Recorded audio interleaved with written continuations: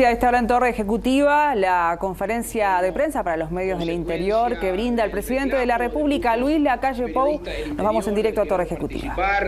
Y querer hacer sus preguntas, muchas veces de interés de cada uno de sus departamentos. Agradecemos a los periodistas de la capital, los que están todo el tiempo haciéndonos el aguante acá, que enseguida comprendieron y entendieron que era una muy buena instancia. Y por eso el equipo de gobierno está aquí presente para escucharlos, para contestar sus preguntas. Está también el secretario de la presidencia y el prosecretario de la presidencia acompañando a todo el equipo. Y como siempre que iniciamos esta comunicación con los uruguayos, damos los resultados sobre la actualidad de la pandemia en nuestro país. Al día de hoy tenemos en el entorno de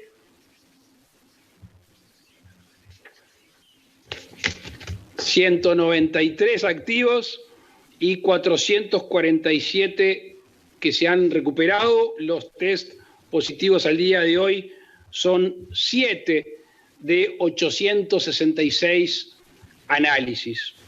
En este sentido, el gobierno ha tratado de avanzar en esta transición rumbo a la nueva normalidad.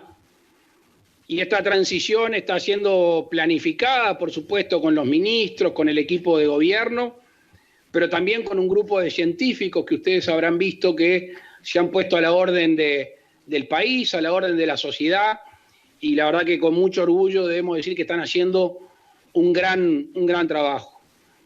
Los primeros pasos de transición hacia la nueva normalidad, ustedes saben bien, han sido las escuelas rurales, y también hemos decidido reabrir la actividad de la construcción. En este segundo caso, días pasados se hizo un sistema de test aleatorios, superando los 430 test a lo largo y ancho del país, y el resultado que obtuvimos en la noche de ayer, después de analizado cada uno de estos test, es que hay 0 activos, 0 test positivos en estos casos. Esto no quiere decir, obviamente, que seamos contundentes, que no hay ningún caso en todos los operarios de la construcción y la gente que ronda alrededor de las obras. Sí debemos de decir que no ha habido un contagio masivo, que el efecto de la apertura de esta actividad tiene un resultado que nos permite seguir evaluando y seguir valorando la apertura de otras actividades. El día de mañana se va a reiniciar en la administración pública la atención en las distintas oficinas, obviamente con un protocolo que ha sido consensuado en primera instancia con los técnicos que nos asesoran y también en diálogo con los propios funcionarios de la administración pública que han participado. En los próximos tiempos estamos evaluando la apertura de otros ámbitos en lo que hace a la educación, a la apertura en otras actividades productivas y comerciales que les queremos ir contando de a poco. Nosotros sabemos que cada decisión del gobierno depende de la vida de los uruguayos y depende de la salud y el trabajo y el relacionamiento social de los uruguayos. Y por eso hay que ser muy cuidadoso cada vez que avancemos en este sentido. Estamos con la tranquilidad de estar bien asesorados, que eso es fundamental, con la tranquilidad de que hay un respaldo no solo político, técnico y científico en cada paso que demos. ¿Cuánto va a demorar llegar a esta nueva normalidad? No lo sabemos. Obviamente siempre termina dependiendo de la conducta de los uruguayos. Nosotros hemos apelado a la libertad de responsable que con tranquilidad debemos decir que los uruguayos la han sabido utilizar, la han sabido llevar adelante y eso es lo que nos permite ir avanzando en los distintos lugares del país y en las distintas actividades esta nueva normalidad. Así que agradecerles a todos los periodistas del interior, aprovecho a mandarle un fraternal abrazo a todos los habitantes del querido interior del país, que los extrañamos, que estamos deseando que la nueva normalidad nos permita vernos más seguido cara a cara y poder prestarles atención a todos los temas que, al igual que la capital, pero a veces más agudos, tiene el interior de nuestro querido Uruguay. Así que agradecerles una vez más y quedamos abiertos a sus preguntas. La primera consulta la realizará Julio Sánchez, El Telégrafo de Paysandú.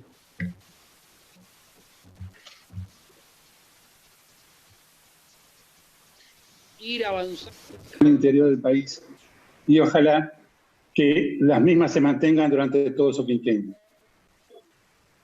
Compartimos la alegría y la confianza en esta nueva normalidad en la cual están trabajando varios de sus equipos.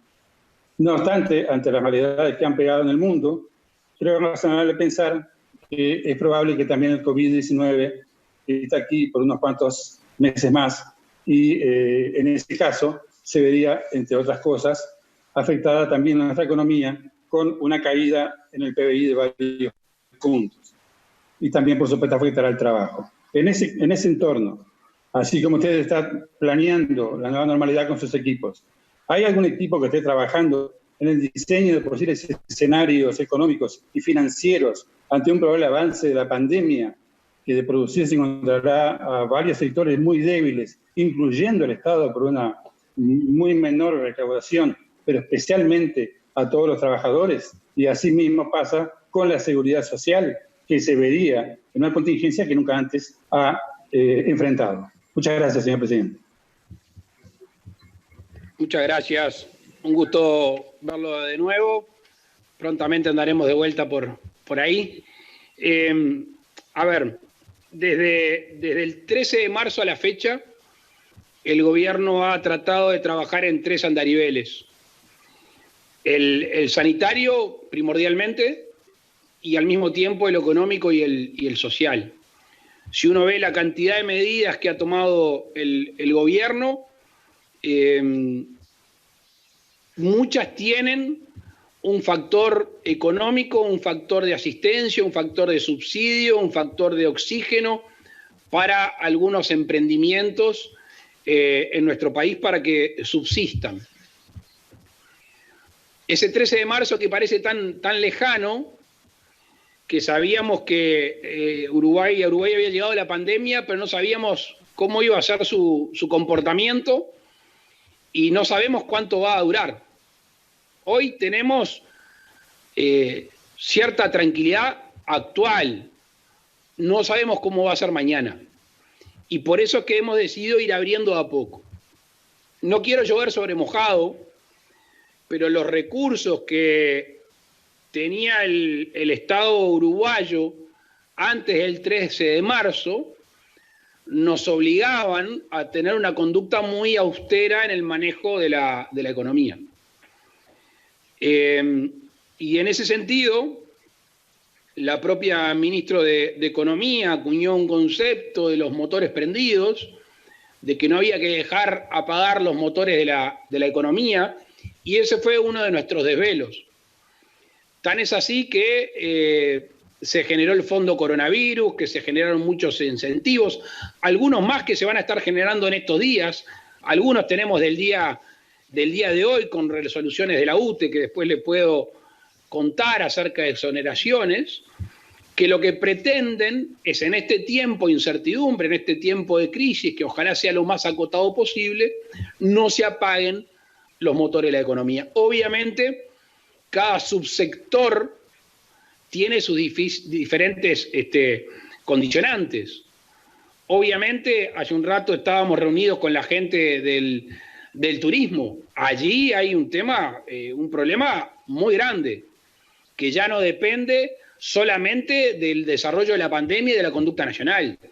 Depende de la conducta de nuestros vecinos y depende de que el mundo globalizado reinicie la movilidad por otras fronteras, que reinicie tantas cosas. Entonces, teniendo en cuenta que no conocemos el final de esta historia, hemos generado subsidios, generado préstamos y generado algún tipo de alivio en lo que hace a los servicios públicos y algún tipo de tributo. Pero quizá para profundizar le puedo dar la palabra a la ministra de Economía, que está acá al lado mío. Muchas gracias, presidente. Como decía el presidente, en primer lugar es importante mantener los motores de la economía funcionando.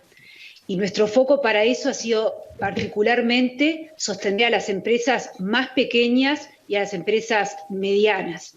Y en ese sentido hemos anunciado distintas medidas para darle liquidez a las empresas que están en situación más comprometida. Estas líneas de liquidez son para todo el país.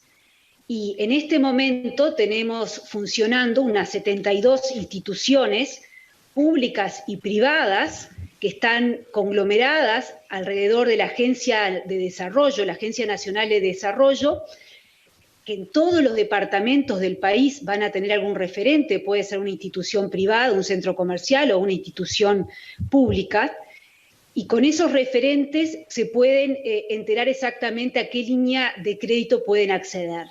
Tenemos líneas que están otorgadas por instituciones de intermediación financieras, por cooperativas que están en el interior, que están parcialmente garantizadas por el SIGA, el Sistema de Garantía de la Agencia Nacional de Desarrollo.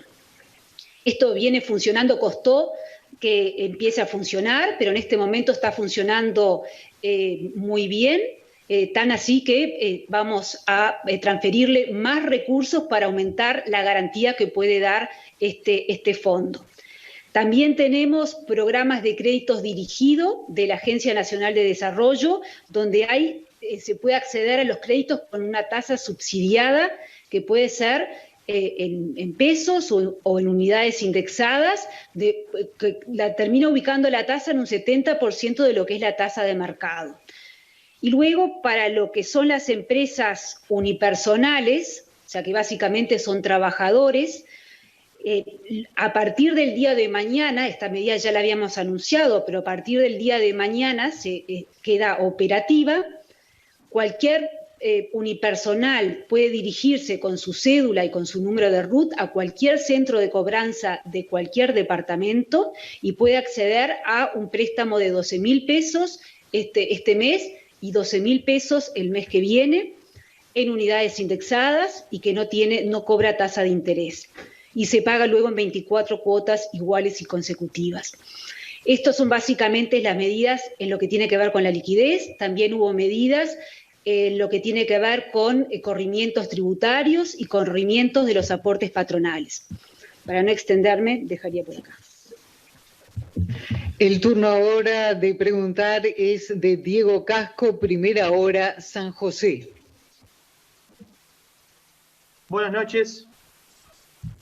¿Se escucha? Sí.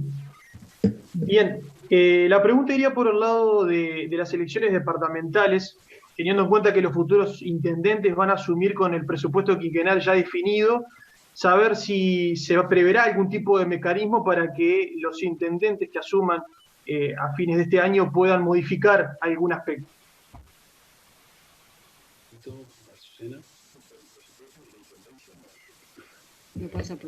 A ver, dos temas. Tenemos el presupuesto nacional, tenemos las obligaciones constitucionales del gobierno nacional con los gobiernos departamentales y después tenemos los presupuestos departamentales de cada intendencia. Lo que nosotros estamos en contacto constante desde la OPP y del Ministerio de Economía es con los recursos que el gobierno central le suministra a los distintos gobiernos departamentales. Una vez fijado eso, sin perjuicio de quién gobierne y sin perjuicio que se hayan atrasado las elecciones, eso queda fijo. Si terminé de entender tu pregunta, en realidad la propia elección departamental no altera lo primero y obviamente hay un tema de autonomía departamental que son los propios presupuestos de cada departamento. El turno ahora de la consulta es de Helen Planchón, de Difusora Soriano. Muy buenas noches, señor presidente. Buenas noches a todo el Ejecutivo Ministerial. Realmente agradecemos esta oportunidad de poder comunicarnos desde el interior del país y poder evacuar también las consultas que a todos también nos competen y que queremos saber y tener de primera mano entonces la respuesta desde el gobierno central. Nuestra pregunta viene a tener en cuenta con que, bueno, aquí en la zona del litoral oeste del país tenemos muchas empresas de transporte instaladas, transporte de carga, grandes empresas, y desde el Suctra se dice que se evaden alrededor de 500 millones de pesos de fondos de aportes al BPS y a la DGI.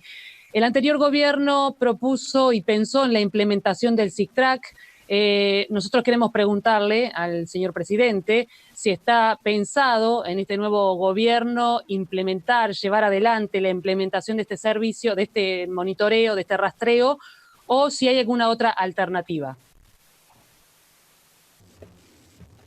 Muchas gracias por la pregunta. El saludo al departamento de Soriano. Nosotros firmamos un decreto suspendiendo la aplicación del SICTRAC.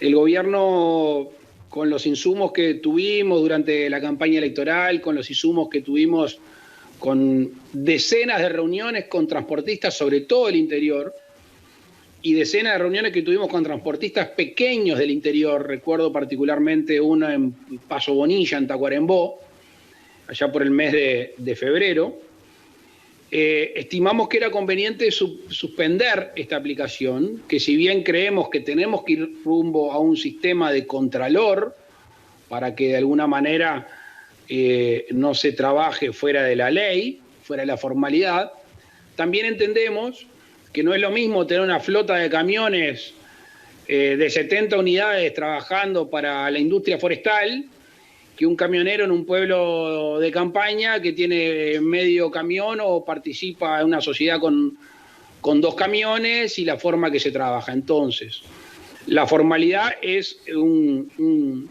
fin primordial para este gobierno, pero al mismo tiempo la vitalidad y la existencia de las empresas. Entonces, la suspensión no obedece al Contralor, obedece a la implementación del mismo, que nos generaba muchas dudas y sobre todo desde mi punto de vista generaba muchas dificultades para las medianas y pequeñas empresas del transporte. El turno de la consulta ahora es de Freddy Rush de Durazno TV. Presidente, buenas noches. Quería consultarlo acerca si en el diseño de la nueva normalidad, como se le ha llamado al escenario que vendrá posterior o que está llegando posterior a esta situación sanitaria actual, se ha pensado en el impacto que tendrá esta epidemia en la tasa de desempleo. Ya en el interior se ha constatado, bueno, como en todo el país, un envío récord al seguro de paro, tanto total o parcial, como también lo que tiene que ver con despidos, algunos despidos que se han producido. ¿Qué va a pasar con el día después para esas empresas, algunas quizás de las cuales no puedan volver a funcionar? Si está pensando el equipo económico y el presidente en qué estímulos se pueden diseñar, sobre todo en el interior donde es más difícil conseguir empleo. Gracias, Freddy. Saludo para el departamento de Durazno. El otro día lo decía el ministro de Trabajo, Pablo Mieres, en la conferencia de prensa del 1 de mayo. El desempleo a febrero era del 10,5%. Cuando se le preguntó una cifra, con mucha prudencia, cosa que yo comparto, no se animó a darla, porque todavía no tenemos los elementos para eso. Sí, en los acuerdos ministeriales que hemos tenido en estos días, al Ministerio de Trabajo se le solicitó tener, a la brevedad, dentro de lo posible, una estimación del desempleo peor que vamos a tener en estos tiempos, que ojalá ya haya pasado o lo estemos cruzando. De nuevo, va a depender mucho la vitalidad de las empresas, no solo la salida de esta pandemia, que de por sí, obviamente, a las empresas más pequeñas, las que no tienen capacidad financiera o que su propio rubro está afectado por esta pandemia, se le va a dificultar más.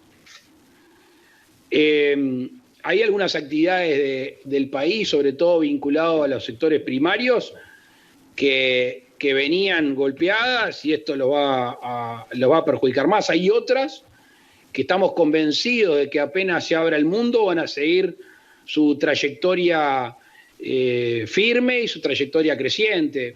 Está con nosotros el ministro de Ganadería, Agricultura y Pesca. Nos llevamos una grata sorpresa con la cosecha de arroz. Si bien el área fue sensiblemente menor, los precios que estamos teniendo, el rendimiento, el precio de la moneda extranjera, el dólar, y además, a raíz de escasez de arroz y de trabajo de nuestro Ministerio de Ganadería y Cancillería, estamos consiguiendo mercados. Para poner uno de los ejemplos que venía en una situación más compleja y hoy genera cierto oxígeno. Lo que está claro es que el desempleo va a crecer.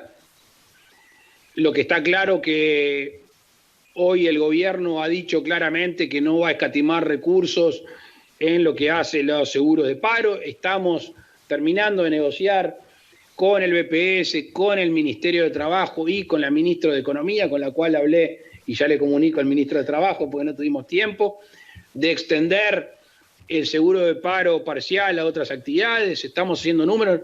No queremos que esta pandemia tenga consecuencias como hemos visto en otras crisis, que lamentablemente después algunos siguen andando y otros quedan a la vera del camino muy, muy golpeados. Y ahí está un trabajo del gobierno que hace a veces a lo más básico, es a la alimentación.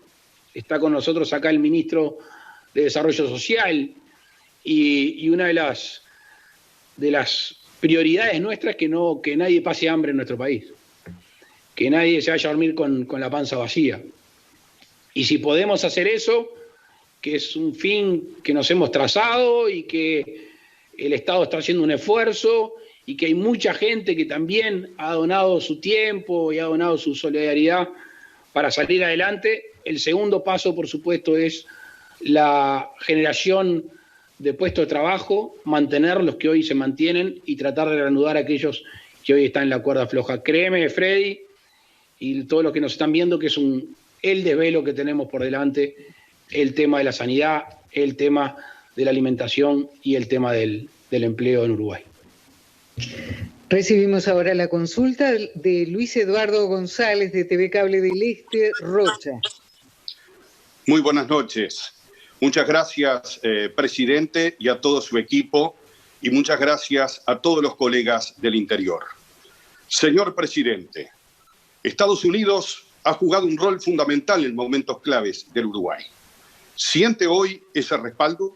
Y le pregunto además si los permisos pesqueros que por muchos años se radicaron en el puerto de La Paloma, ¿qué posibilidades existen para potenciar ese sector como derrame también a futuras actividades que incluyan el turismo y otros rubros del sector aquí en el Departamento Atlántico? Muchas gracias. Muchas gracias por tu pregunta. El saludo especial para el departamento de Rocha. Quiero empezar con el tema pesquero. Hace un tiempo tuvimos allí en la Ruta 15 una linda reunión con pescadores artesanales. Hace poco tiempo estuvimos reunidos con la organización Océanos Sanos y con gente de la Academia Nacional de Ciencias que ha trabajado y ha estudiado el sector pesquero nacional. La coexistencia de la pesca nacional industrial y de la pesca artesanal es fundamental y para eso tenemos que tener primero como prioridad el cuidado de los recursos pesqueros. Y para cuidar los recursos pesqueros hay que poder custodiar nuestras aguas y también hay que generar determinadas zonas protegidas donde no se pueda pescar para así multiplicar el recurso en nuestro país. Estamos trabajando. En el día de hoy estuve hablando con gente dedicada a la pesca deportiva en el interior del país, en nuestros ríos.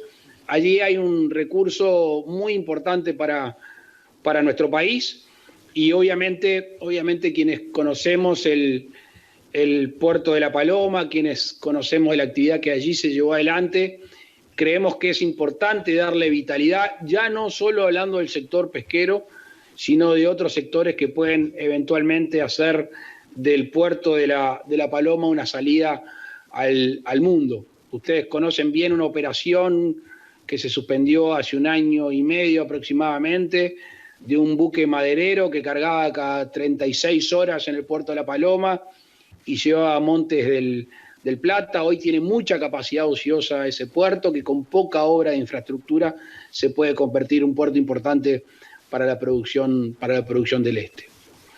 Con respecto a tu primer pregunta, con los Estados Unidos de América tenemos una relación diplomática muy buena, tenemos contactos permanentes con su representación en el país. Yo tuve la posibilidad de hablar con el presidente Trump hace ya casi 2 meses y no hemos tenido que tener una relación puntual sobre algunos hechos. No creo imaginar que hay por allí una situación similar a de otro momento de crisis de nuestro país. No está planteado en esos términos. No hemos tenido ese tipo de diálogo con los Estados Unidos. Nuestro diálogo en lo que hace al crédito está básicamente por los organismos multilaterales de crédito, básicamente el BID, básicamente CAF y Fonplata y el Banco Mundial son los 4 organismos con los cuales hemos tenido más diálogo en estos tiempos, porque de alguna manera hemos tenido que diferir nuestras prioridades y en ese sentido estos organismos lo han entendido y esa línea de crédito están igual de vigentes y fortalecidas en algún sentido. Fórmula ahora su pregunta, Víctor Hugo Acosta de Radio Felicidad de Paysandú.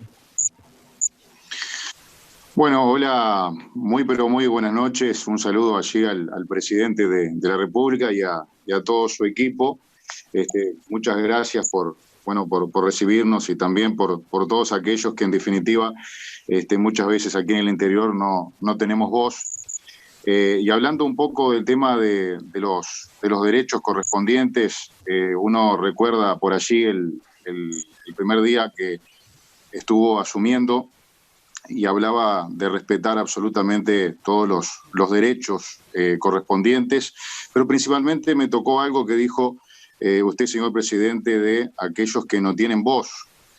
Y me estoy refiriendo precisamente a los 10.000 niños que no nacen en este país, una situación muy lamentable, muy grave que estamos teniendo en un país donde tenemos baja natalidad. Tenemos también problemas con el tema de las adopciones que son muy engorrosas, pero hablando del tema claramente del aborto, donde hay hoy anticonceptivos y miles de maneras para no quedar embarazada la mujer, y hablando de derechos correspondientes, porque el derecho solamente es para una parte, solamente para la mujer, no contempla el derecho el del hombre, ni tampoco el del niño, que seguramente no tiene voz. Y hablando de los sin voz entonces, y el Estado por allí, y ya no le hablo como comunicador, sino como un cristiano, y usted seguramente un hombre de fe, ¿qué puede hacer al respecto para que esto no siga sucediendo? Muchas gracias, señor presidente. Muchas gracias a ti, Víctor Hugo. Comprenderás que la pregunta, que tiene un tinte muy de esencia y personal, la tengo que contestar con mi investidura, que la tengo por 5 años más. Y en ese sentido, desde el punto de vista personal, yo tomé decisiones como legislador cuando se votaban esos proyectos de ley. Manifesté mi voluntad contraria, son ley en nuestro país. Yo creo que, sin perjuicio de la filosofía de cada uno de los que estemos sentados acá y los que hayan votado o acompañado en su momento, todos entendemos que Uruguay tiene que tener una fuerte protección a los niños por nacer, que hay que tener una política de desestímulo de los abortos, que el Uruguay en su constitución y de acuerdo a los pactos ratificado, se entiende que hay vida desde la concepción y en ese sentido un niño que no ha nacido tiene derechos. Y esa es la visión del presidente de la República de la protección. Simplemente cuando una sociedad ha decidido en el Parlamento y luego con la posibilidad de ser refrendada o plebiscitada en la opinión pública esa ley y no tuvo las voluntades que debió tener, esa es una ley vigente, sin perjuicio de eso. Nosotros tenemos una agenda pro vida que estoy seguro que todos los que estamos acá la compartimos sin perjuicio de lo que hayamos votado en la ley conocida como la interrupción voluntaria del embarazo. Hay ejemplos muy buenos a nivel internacional y a nivel nacional que hacen al acompañamiento, a la protección de la madre que no desea serlo, y en ese sentido, vinculado con lo que tú decías, con la adopción, tenemos que tener un Estado presente para eventualmente que esa madre que está por tener un niño que no lo desea y esos padres que desean serlo a través de la adopción tenga una cercanía y una institucionalidad más presente en ese momento tan difícil. Obviamente que la masificación de los anticonceptivos es una buena cosa que debe ir acompañada de una educación sexual para que de temprana edad todos sepan a qué atenerse cuando se tienen las prácticas sexuales. Recibimos la consulta ahora de Nelson José Hernández de Minas Cablevisión La Valleja.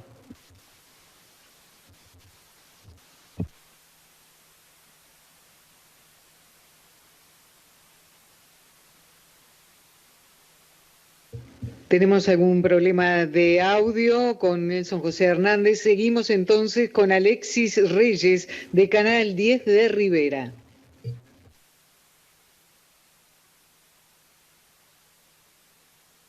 Acá en el audio. Ahí está. Buenas noches, señor presidente. Saludándolo a ustedes, saludamos a toda la mesa que lo acompañan esta noche. Desde que comenzó esta conferencia, y lo que agradecemos, darle la posibilidad a varios colegas del interior de entrar en contacto con usted, con todo el Ejecutivo, con buena parte de él, y desde este norte de veces y tantas veces olvidado. Pero desde que comenzó esa conferencia, varias preguntas han llegado aquí al canal. Y tienen que ver con esta situación, con esta frontera que usted conoce bien y que la ha visitado en tantas oportunidades. Hace cuestión de minutos nada más, la Prefectura de Santana del Livramento ha confirmado el 22º caso de COVID-19 en Santana del Livramento. Y existe la preocupación de la población riverense por esa situación. Del pasado, una fecha más precisa, el 21 de abril pasado, visitantes brasileños de Porto Alegre, Cachoeira, Santa Cruz do Sul, de distintas zonas de la región, 300, 400 kilómetros y hasta 500, llegaron aquí a comprar a los comercios riverenses, con la situación que se vive en Brasil hoy en día. Y eso nos tiene preocupados. Vemos la situación de los hermanos artiguenses, pero si hay un puente que separa con Cuaraí, se puede hacer algún control, toma de temperatura. Pero en esta frontera, ¿de qué manera podemos trabajar? Si ponemos un control en la ciudad de Livramento, en las rutas, para que no vengan los visitantes, vamos a sentirnos, sin dudas, perjudicados en lo comercial, para los comercios y lo que dinamiza esta región. Y ahí viene la parte económica, de qué manera se puede ayudar a estos comercios aquí en Rivera, porque se va a ver disminuido los compradores. Y la otra tiene que ver con el tema salud relacionado, porque el Hospital de Rivera tiene 65.000 usuarios, donde varios de ellos son de Santana del Livramento, cruzan, van y vienen, pero se les presta el servicio de salud aquí en ACE, en Rivera. Hoy estuvo Cipriani por acá y no pudimos charlar con él, se fue rápidamente, para saber esa situación. Aprovechamos ahora. Pero estas tres preguntas o estas tres ramas, porque la verdad nos tiene muy preocupados en Santana. 22 casos, acá ninguno, pero si cerramos allá una de las perillas, usando su frase, la comercial se puede ver restringida, cómo ayudarlo y el tema salud. Gracias y perdón por lo extenso de la pregunta. Muchísimas gracias. El saludo para la gente del departamento de Rivera, contarte que estábamos hablando de este tema hace instantes y mañana a las 11 de la mañana tenemos una reunión con la gente del Ministerio de Relaciones Exteriores, con el tema del Ministerio de Defensa Nacional, con el Ministerio de Salud Pública, con ACE, justamente para tratar el tema de las fronteras. Ustedes bien saben que, y ha sido un reclamo histórico, que es la vida binacional riverense, la vida de frontera. Nos han reclamado siempre que las medidas que se toman para Rivera y los departamentos limítrofes, en este caso con el Brasil, que no sean con una cabeza de un escritorio acá en Montevideo. Y en ese sentido, la frontera seca de Libramento, así como tiene sus virtudes en algunos momentos de la vida económica nacional, otras veces no la tiene y ha sido un reclamo en estos años. Y en este caso, cuando se trata de una pandemia y se trata de esta vida binacional, tenemos algunas dificultades. En ese sentido, nosotros tuvimos, creo que es en Rivera, a Manuel Díaz creo que termina siendo el puesto fronterizo, y lo mismo del otro lado del Brasil. Esto fue un acuerdo que hizo el ministro de Relaciones Exteriores con el canciller brasileño, en acuerdo con nuestro Ministerio de Interior y nuestro Ministerio de Defensa, para tratar de que esa vida binacional no sea afectada por gente de afuera del departamento. Este problema que tú me planteas lo estamos teniendo en Artigas también, porque empieza la zafra ahora el 20 de mayo de la caña de azúcar, y allí en Bella Unión vamos a tener algún tipo de complicación. Por eso, hasta hace un rato estábamos justamente con todo el equipo hablando de la situación sanitaria de Artigas y del departamento de Rivera. Es más, el presidente ACE estuvo hoy en el norte del país, así que yo le voy a pasar primero la palabra al presidente ACE, Leonardo Cipriani, y después al ministro de Salud Pública para que profundice un poco más. Sin perjuicio de eso, ustedes nos habrán escuchado hablar de la famosa perilla, de la perilla sanitaria, que era la más importante, pero también la económica y la social.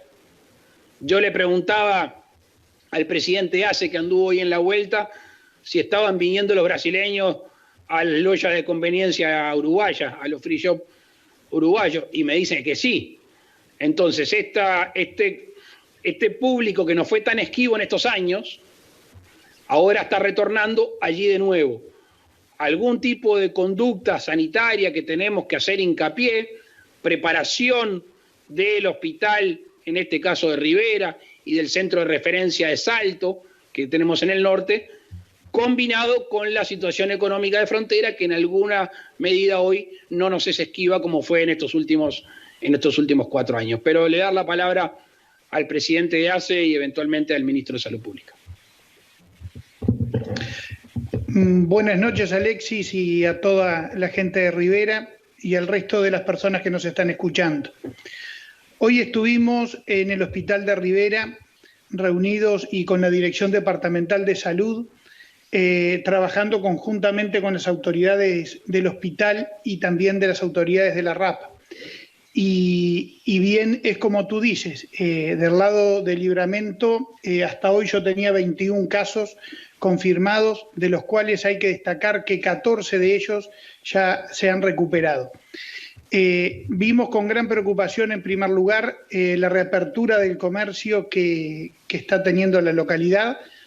Perdón el tema preocupación, uno mira esto desde solo el punto de vista sanitario.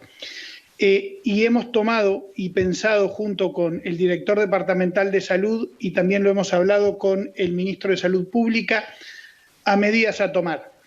Encontramos con Rivera que hoy en día tiene 23 residenciales de adultos mayores, los cuales vamos a proceder en coordinación con la Dirección Departamental de Salud a realizar el hisopado de todos los residentes, como también de sus funcionarios, que estamos hablando de 523 personas. Y estamos pensando otras medidas, también con estas mismas autoridades, de luego comenzar a hacer un estudio aleatorizados sobre determinados comercios para tal vez también realizar testeos. Tenemos que destacar que la reunión fue muy productiva. En el primer nivel de atención encontramos una red de policlínicas que están todas abiertas, con una atención a domicilio que es la correcta. Estuvimos trabajando con la dirección del hospital en cómo poder ampliar la capacidad del sanatorio. Ya le vamos a dar un informe. Hoy en día el hospital tiene 5 camas de CTI y 3 de cuidados intermedios.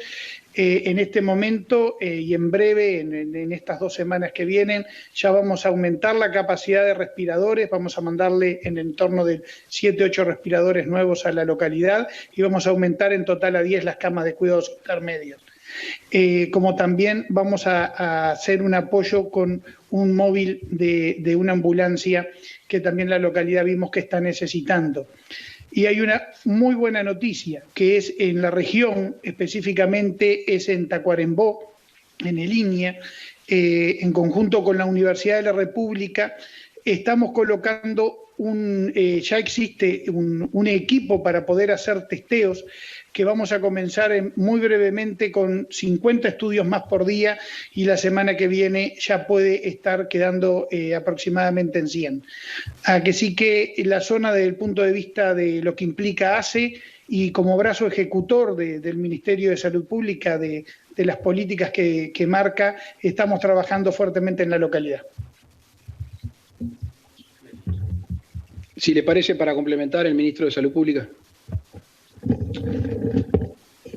Bueno, creo que ha sido más que elocuente el presidente de ACE, el doctor Cipriani, puesto que ha respondido con exactitud y con aptitud, en forma más que clara, la situación actual del departamento. Estamos en un trabajo de complementación con la Dirección General de Coordinación, la doctora Rando, que está completamente alineada la Dirección General de Coordinación con los servicios de ACE, y sabemos que se está haciendo un despliegue importante. En cuanto a la preocupación por la frontera seca, sin lugar a dudas que Rivera es un caso paradigmático, puesto que Rivera Libramento es una ciudad prácticamente separada por una amplia avenida, y ese ida y vuelta hace que los riverenses tengan que extremar aquellas medidas de aislamiento social voluntario y de protección,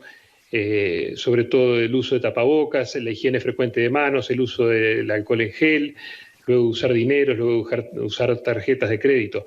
El riesgo está, el riesgo potencial está. Además, Brasil ha trabajado un poco diferente quizás el tema de salud que Uruguay, pero sabemos que en el estado de Río Grande del Sur fue bastante proactiva la salud pública del estado de Río Grande del Sur.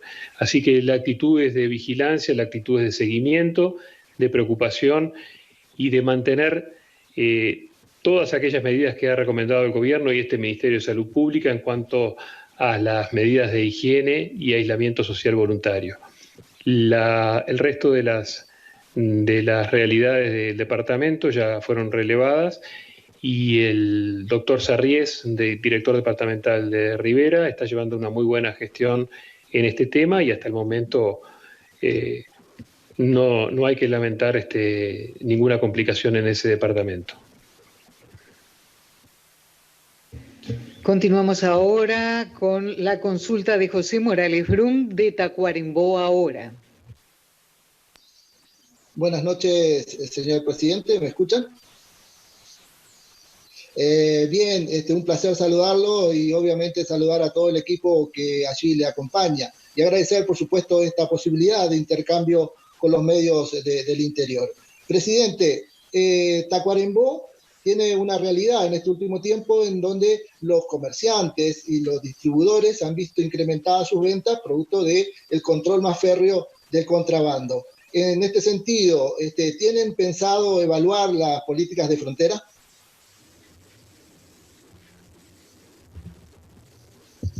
Gracias por la pregunta. El saludo a todos los vecinos de Tacuarembó. No es la primera vez que sucede en el departamento de Tacuarembó y en otros departamentos que no son limítrofes, pero están cerca de la frontera, que cuando se toman algún tipo de medida, recuerdo, por ejemplo, la famosa aftosa, que se incrementó el comercio de los distintos departamentos. Obviamente, hoy el gobierno está en varios planos con respecto a la frontera. Debo agregar el patrullaje fronterizo que está dictaminado por una ley que está llevando adelante el Ministerio de Defensa Nacional. Tenemos un trabajo del Ministerio del Interior y el control fronterizo que hablábamos hace un instante en algunos puntos, y eso de alguna manera ha frenado el contrabando. Obviamente, lo dijimos al principio, en lo que hace a la compra de insumos del otro lado de la frontera, no estamos hablando del que se abastece para él y para su familia. Acá no se trata de perseguir al que compra unos kilos de fideo, harina o aceite. Lo que sí hay una vocación de aquellos que compiten de manera desleal con los que pagan todos los impuestos en nuestro país contra aquellos que venden el contrabando. En ese sentido, si en estas etapas vemos notoriamente los resultados que tú mencionabas, bueno, la prueba es que se puede reducir sensiblemente el contrabando, y está claro que ya sabemos cómo. Así que a futuro, después de que salgamos de esto, deberemos de mantener algún tipo de actitud que hemos tenido durante la pandemia por otros motivos, en este caso para la protección de aquellos que comercian en nuestro país cumpliendo con todas las leyes de aportes al Estado. Si me permiten los colegas, el señor presidente, vamos a intentar retomar el contacto con Nelson Hernández de Minas Cablevisión de La Valleja.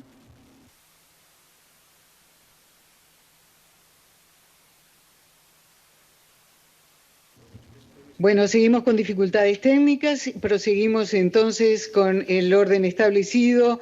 Vamos a recibir la consulta de Pablo Andrés Quintana, Radio Universo de Castillo.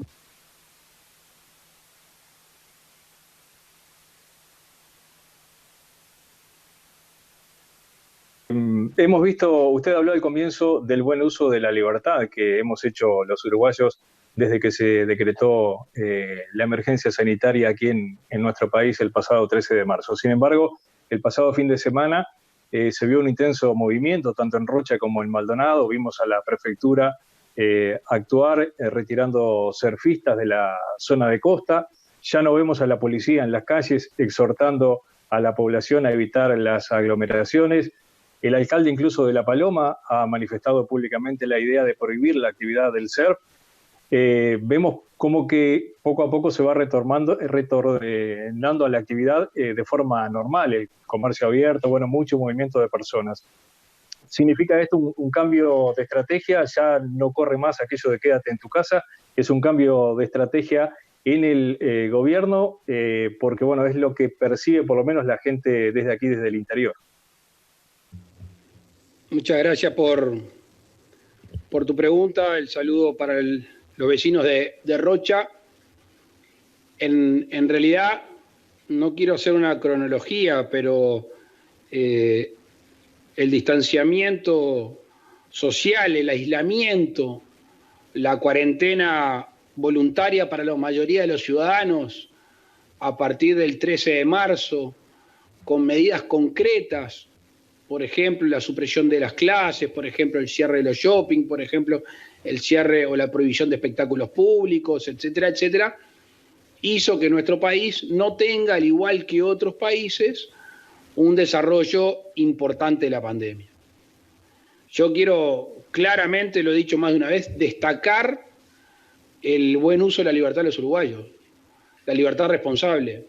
Otra sería la historia si no hubieran actuado como lo hicieron los uruguayos.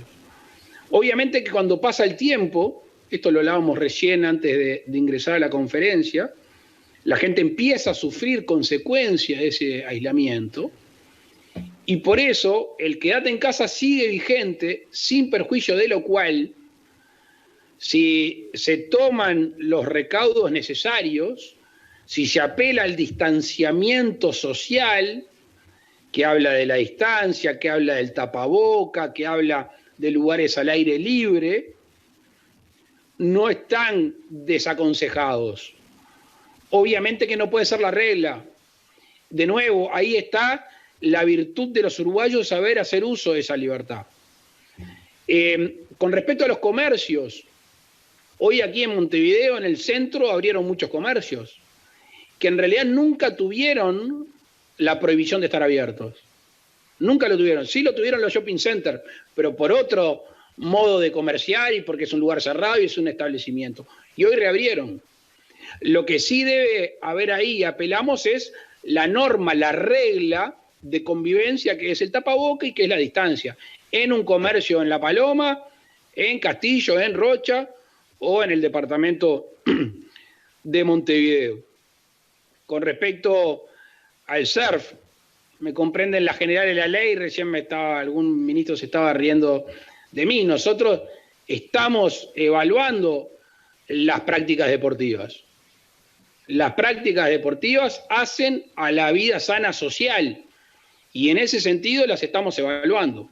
Yo tengo mi visión personal sobre el surf, pero no la voy a dar en este sentido porque hay un grupo de científicos que nos están asesorando. Sí creo que hay actividades que cumplen con el distanciamiento, que no generan aglomeraciones posteriores y tenemos que ver de irlas permitiendo, como es aquel que sale a correr, como es aquel que hace algún tipo de actividad deportiva en solitario, que hoy lo practican en todos lados. Pero insisto, cuando nosotros le pedimos a un grupo de científicos que nos asesoren, la primera forma de respetarlos es consultarlos. Y la primera manera de respetar a los uruguayos es cuando decimos, hagan esto, es que tenemos evidencia, no solo política, empírica, sino científica, de la cosa puede seguir adelante. Así que esperen en los tiempos que vienen aperturas. Lo que nosotros esperamos durante esas aperturas es el buen uso de la libertad, que es lo que ha pasado hasta el momento y nos permite seguir avanzando en la transición a la nueva normalidad. La consulta ahora la realiza Fernando Marrero de Consorcio Libertad Digital San José. ¿Qué tal? Muy buenas noches, presidente. Bueno, también decir que también estamos a través de Cardinal TV, el canal de los cables del interior, que estamos transmitiendo en vivo esta conferencia. Consulta, bueno, ese grupo de asesores científicos, ¿cómo recoge los datos desde el interior del país? También, presidente, y los ministros que están presentes, quisiera consultar sobre un término que es descentralización. ¿Cómo este Poder Ejecutivo, más allá de esta emergencia y demás, o tomando en cuenta la misma también, va a aplicar la descentralización, va a continuar, mejorar?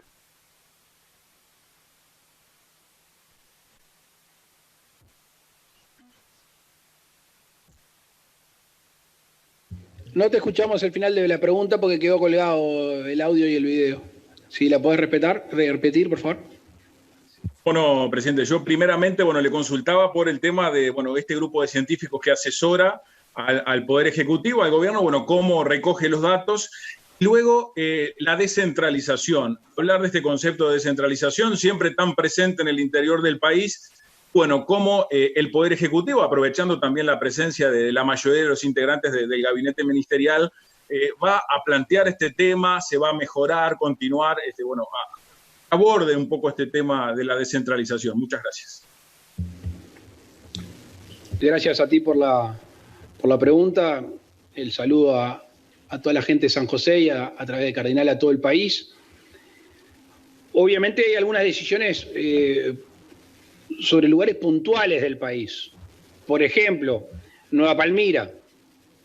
Estamos en plena cosecha y carga de productos de la agricultura. Allí está presente el Estado con varios ministerios, monitoreando, controlando, como se va a hacer en la zafra de la caña de azúcar, como se va a hacer en estos días en Rivera, como se hizo anteriormente al reinicio de las clases en las escuelas rurales, con determinados docentes y determinados auxiliares de determinados departamentos, el hisopado, y por eso tuvo alguna demora en algunas escuelas. Entonces, estamos apelando a elementos puntuales, actividades puntuales y zonas geográficas puntuales para hacer la evaluación. Lo que sí ha habido en estos tiempos a través del Ministerio de Salud Pública y a través de ACE, una rápida recorrida por todos los departamentos del país y por los hospitales para ver la situación de la capacidad, sobre todo en los tratamiento intensivo. Y allí rápidamente se han puesto a trabajar, el centro de referencia que te decíamos en el norte en Salto, algunas camas en la ruta 8, otras en el este, para ir poniendo a punto por si esta pandemia pega algún rebote al alza, cosa que no ha sucedido al día de hoy. No leí la noticia, pero creo que seguimos en 10 personas en tratamientos intensivos. La capacidad de los CTI está en el entorno del 40 y largo por ciento. 55 libre. 55% libre, me acota el ministro de Salud Pública, y tenemos monitoreado cuántas de estas camas están en el interior del país. Eso habla de una descentralización de urgencia sanitaria de tratamientos intensivos. Obviamente, cuando nosotros nos sentamos a hablar de desarrollo, cuando empezamos a hablar de planeamiento y de presupuesto, tenemos una presencia de las fortalezas, debilidades, equilibrios y desequilibrios económicos y geográficos. Y allí va a haber un gobierno que por fuera de la pandemia tenga un ojo puesto bien cerca de las fortalezas y debilidades que hacíamos referencia. El subdirector de la Oficina de Planeamiento y Presupuesto es el exintendente José Luis Falero. Y en estos días estuvimos reunidos justamente porque conjuntamente con el director de OPP, con el Congreso de Intendentes, estamos valorando este tipo de situaciones, que algunas se han agravado en estos dos últimos meses, pero algunas eran preexistentes. Entonces, la erradicación de inversiones, el apoyo en infraestructura vial, la conectividad que tantas veces es reclamada aún en lugares cerca del país, va a tener una especial atención para poder descentralizar. La descentralización está basada primero en el ámbito económico, al mismo tiempo en el ámbito educativo de nuestros hijos y de nuestros nietos, la posibilidad de acceder a conectividad y al nuevo confort de estos tiempos, y allí donde nosotros vamos a trabajar fuertemente en los años que vienen, enseguida salgamos de esta pandemia. La consulta ahora es de César Montes de Oca, de Carmelo Cablevisión, Colonia. Hola, ¿qué tal? ¿Cómo están? Muy buenas noches. Le vamos contando que estamos aquí en la ciudad de Carmelo y teniendo en cuenta que Colonia y otros departamentos son destinos turísticos todo el año, principalmente turismo regional, ¿qué medidas tomará el gobierno para apoyar al sector turístico y evitar el cierre definitivo de algunas empresas que ya han cerrado en el departamento de Colonia? Y recién usted hacía referencia a que habían tenido reunión precisamente con la gente del Ministerio de Turismo. El miércoles estuvimos reunidos con el ministro de Turismo y el subsecretario, unos minutos antes de venir a la conferencia. Estuvimos reunidos con gente de las agencias de viajes. A nadie escapa la situación regional que estamos viviendo con nuestros vecinos Argentina y Brasil, que en distintos sentidos tienen algún tipo de problemática que no sabemos hasta cuánto va a durar. Tendemos a creer que no va a ser pronto la apertura de las fronteras con la Argentina, hablando básicamente en Colonia. Tendemos a creer que no va a ser pronto la llegada de aerolíneas con pasajeros, con turistas de otros lados del planeta. Al mismo tiempo tendemos a creer que el turismo interno va a reactivarse justamente por la razón, entre otros, que no puede haber turismo hacia el extranjero.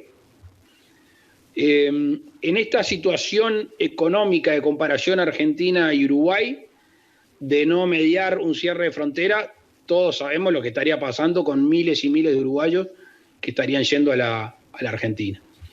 En este sentido,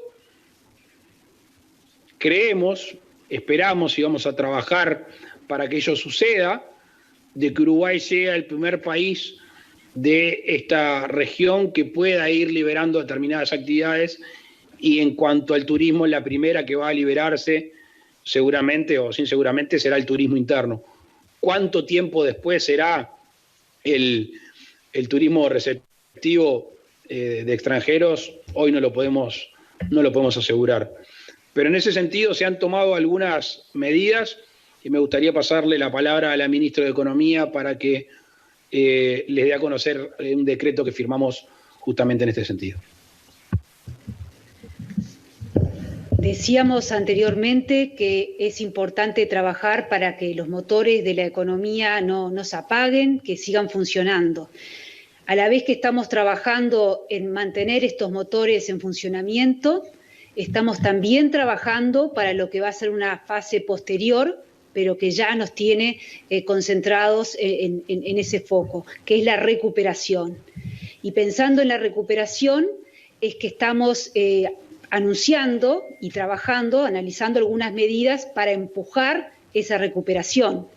Se ha firmado un decreto que tiene que ver con la construcción de grandes dimensiones, se ha firmado un decreto que tiene que ver con apoyar la promoción de la vivienda social, y estamos trabajando en reglamentar lo que es la ley de promoción de inversiones con una reglamentación diferente que cubra a todos los sectores, también al sector turismo, de manera que las exoneraciones fiscales de la inversión en estos sectores también se puedan utilizar. Y no descartamos, seguimos analizando medidas que, de vuelta, empujen con exoneraciones fiscales a los sectores que hoy están en un parate porque se los ha exhortado o porque lo tienen que hacer como una medida de responsabilidad, para que la recuperación sea lo más alto, lo más fuerte posible. Vamos a la última pregunta de esta conferencia, la realiza Jorge Sosa de Inolvidable FM Canelones. Buenas noches, presidente, buenas noches, ministros, buenas noches a todos los colegas y a todos los escuchas. ¿Qué tal? Simplemente la consulta mía está referida a la enseñanza y me gustaría saber si esta comisión de científicos que asesora al Poder Ejecutivo ya tiene alguna posible fecha para el inicio de clases en Montevideo y Canelones. Sabemos que por algunos sectores sociales se han nombrado, se han tirado fechas, pero por lo que usted dijo en la conferencia pasada, la fecha todavía no estaba estipulada. También, por otra parte, cuando usted habló de no dar el año por perdido en materia de la enseñanza, hizo referencia a la posibilidad de sacar días de vacaciones. En ese caso, ¿a qué periodo de vacaciones se refiere? ¿Concretamente a las vacaciones de julio o a las vacaciones de septiembre? O si no, diciembre, enero y febrero. Porque de ser así, diciembre, enero y febrero, estaríamos de repente, pienso yo, ocasionando algún daño colateral al sistema turístico. Todos sabemos que cuando arrancan las clases el 1 de marzo, los primeros días de marzo, el turismo decae. Es simplemente eso, presidente. Gracias. Gracias, Jorge. El saludo para la gente de Canelones, específicamente de Las Piedras, en este caso. Le voy a dar la palabra a Robert Silva después. Comentarles que es uno de los grandes desvelos que tenemos, que tenemos toda la intención de con mucha responsabilidad ir cumpliendo con un cronograma que de alguna manera está planificado, que está discutido, que obviamente que cuando se trata de nuestros niños y nuestros jóvenes nos genera una responsabilidad mayor, pero también ser muy claros, Ya veníamos con problemas serios en materia de la igualdad de oportunidades en la educación. Y esta pandemia, a partir del 13 de marzo, ha generado o ha colaborado con ampliar la brecha.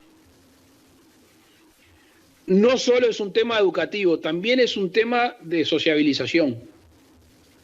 También es un tema de preocupación para los padres. también es un tema de tarea extra para los padres que tienen que ir a trabajar y no saben con quién van a dejar los chiquilines. Entonces esta es una situación muy compleja y se agrava un poquito más, por ejemplo, con los alumnos de las escuelas especiales. Y se agrava más en algún tipo de año, en este caso en la educación media, que ya la deserción era la más grande. Nos decía Robert Silva hace unos instantes que se ha agudizado ese abandono, en este caso, de las plataformas educativas que tiene nuestro país. Así que la respuesta es sí, estamos pensando. La respuesta es no hay una fecha definitiva. Sí queremos tener una fecha definitiva en poco tiempo, pero para eso vamos a consultar a los equipos de científicos que nos están ayudando en este sentido. Sí decirles que seguramente algunas de las vacaciones en el medio del año o la de primavera se vean recortadas y quizás, no lo quiero afirmar de manera contundente, sí lo haré después de que las autoridades de la educación así nos asesoren, se terminen más tarde las clases, más centrado diciembre, lo que se hace comúnmente. Pero hoy es el mapa general, no podemos afirmar y puntualizar todavía las medidas, pero me gustaría que abunde más en este tema el presidente de la ANEP, Robert Silva. Gracias, señor presidente. Un gusto, un saludo a todos los periodistas del interior. Como persona del interior, felicito esta instancia generada. Me parece que es una igualdad de oportunidades para gente que hemos conocido en otras actuaciones que trabaja mucho desde sus respectivas comunidades. Ustedes saben, lo hemos dicho siempre, el sistema educativo está fuertemente afectado por la situación de ausencia de presencialidad. Las clases presenciales están suspendidas, pero sin embargo existen en la enorme mayoría de los casos comunidades educativas que se están comprometiendo con el aprendizaje a distancia. Nosotros, cuando se nos convocó para analizar la posibilidad de volver a clases, hicimos algunos escenarios hipotéticos, particularmente en la educación inicial y primaria, de atender los ciclos, de no trabajar eventualmente con la asistencia presencial de nuestros niños todos los días, de trabajar un máximo de determinadas horas durante la jornada, de combinar fuertemente la presencialidad con la educación a distancia, de analizar el tema de los funcionamientos de los comedores escolares. Quiero decir que en el ámbito del CODICEN también hemos constituido un equipo de trabajo que nos ayude a reflexionar sobre esta situación, ratificar la importancia de trabajar atendiendo a realidades bien distintas. La gente lo sabe, todos lo sabemos, una cosa es la educación inicial y primaria, un maestro responsable de su grupo con el cual el vínculo en la enorme mayoría de los casos se ha mantenido. Otra es, como decía el señor presidente, la educación media, en donde nosotros tenemos problemas importantes en lo que tiene que ver a la retención de nuestros jóvenes, el fracaso, las experiencias de repetición que nos condicionan fuertemente y esta ausencia de presencialidad nos está afectando. Y las cifras nos lo demuestran en la interna, tenemos varios miles de jóvenes en educación media que no se han conectado ni una sola vez. Si bien se desarrollan un conjunto de estrategias, vemos, porque los datos que tenemos, la información nos permite ver, nos permite distinguir que hay muchísimos de esos jóvenes que lamentablemente pertenecen a los sectores más vulnerables. Y estamos desarrollando un conjunto de estrategias dentro de la Administración de la Educación para atender esa circunstancia. Ahora bien, cuando los científicos lo consideren pertinente, cuando el sistema de sanidad nos dé el ok, nosotros como autoridades educativas decimos claramente, necesitamos volver a la presencialidad, preservando siempre la salud de todos y cada uno de nuestros niños y de nuestros funcionarios y de nuestros docentes. Pero estamos trabajando por atender esta circunstancia de ausencia de presencialidad, pensando activamente cuando volvamos, aunque sea paulatinamente a esa presencialidad, desarrollar un conjunto de estrategias con un objetivo que nos hemos fijado de la Administración de la Educación y que lo hemos hablado con el presidente, con el ministro y con otras autoridades. Nuestro propósito debe ser que ni uno de aquellos que comenzaron el 1 de marzo y días sucesivos no vuelva cuando retomemos la presencialidad. Y para eso necesitamos el compromiso de todos. Estamos seguros que lo estamos teniendo en la mayoría de los casos y vamos a seguir trabajando para que esa presencialidad, cuando vuelva, atienda esa realidad de la que hablamos. Muchas gracias. Bueno, muchísimas gracias a todos los medios de prensa. Agradecerles a través de ustedes podernos comunicar con esa enorme cantidad de uruguayos que requiere respuesta de su gobierno. Ya volveremos a la presencialidad que tanto nos gusta. Mientras tanto, agradecerles una vez más podernos haber comunicado con ustedes. Buenas noches y muchas gracias. De esta forma entonces finalizamos la videoconferencia con los medios del interior del país, agradeciendo la presencia del presidente de la República y los integrantes del gabinete ministerial. Buenas noches. Bien, momento de una pausa y ya venimos.